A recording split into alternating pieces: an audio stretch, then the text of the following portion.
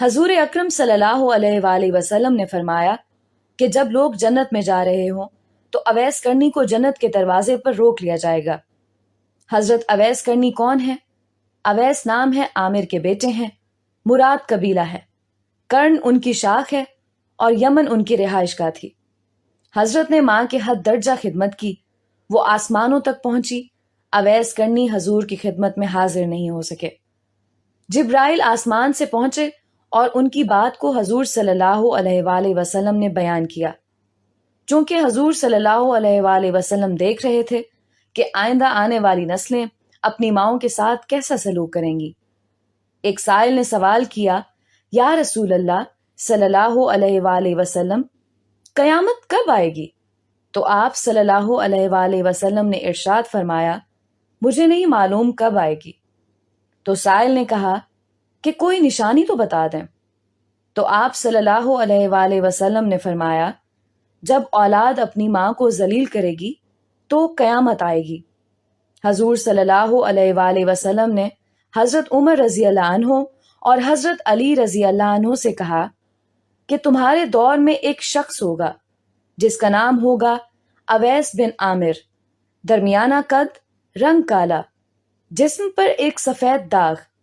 حضور صلی اللہ علیہ وآلہ وسلم نے ان کا حلیہ ایسے بیان کیا جیسے سامنے دیکھ رہے ہوں۔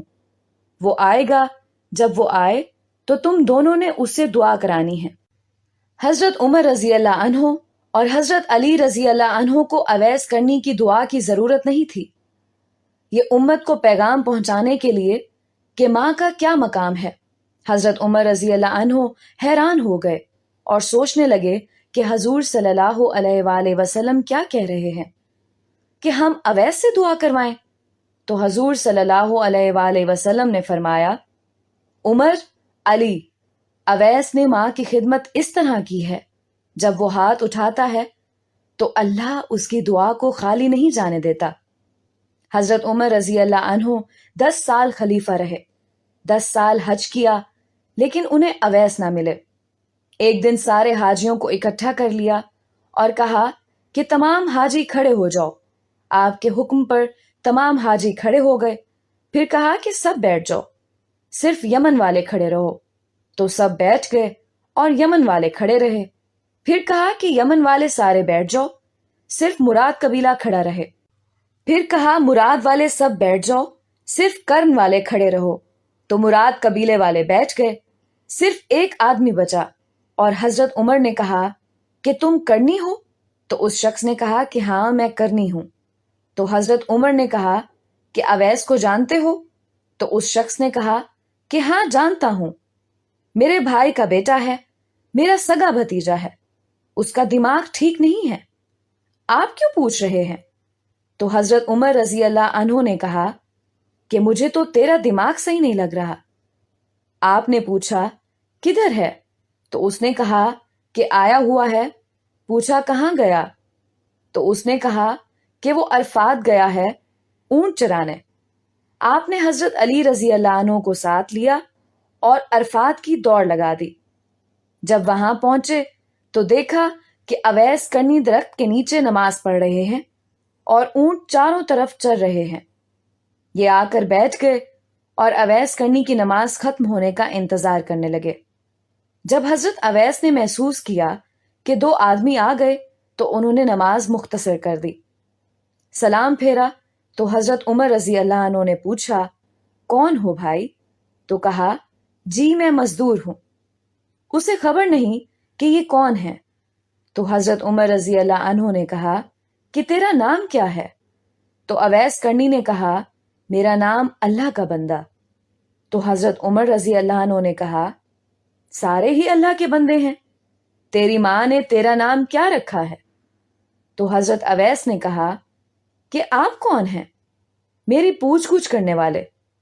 ان کا یہ کہنا تھا کہ حضرت علی رضی اللہ عنہ نے کہا، اویس یہ امیر المومنین عمر بن خطاب ہیں اور میں ہوں علی ابن ابی طالب۔ حضرت اویس کا یہ سننا تھا کہ وہ کانپنے لگے۔ کہا، جی میں معافی چاہتا ہوں، میں تو آپ کو پہچانتا ہی نہیں تھا، میں تو پہلی دفعہ آیا ہوں۔ تو حضرت عمر رضی اللہ عنہ نے کہا، کہ تو ہی اویس ہے؟ تو انہوں نے کہا کہ ہاں میں ہی اویس ہوں۔ حضرت عمر رضی اللہ عنہ نے کہا کہ ہاتھ اٹھا اور ہمارے لیے دعا کر۔ وہ رونے لگے اور کہا کہ میں دعا کروں؟ آپ لوگ سردار ہیں اور میں نوکر آپ کا، میں آپ لوگوں کے لیے دعا کروں؟ تو حضرت عمر رضی اللہ عنہ نے کہا کہ ہاں، اللہ کے نبی نے فرمایا تھا عمر اور علی جیسی ہستیوں کے لیے حضرت اویس کے ہاتھ اٹھوائے گئے۔ کس لیے؟ اس کے پیچھے جہاد نہیں، تبلیغ نہیں، تصوف نہیں، اس کے پیچھے ماں کی خدمت ہے۔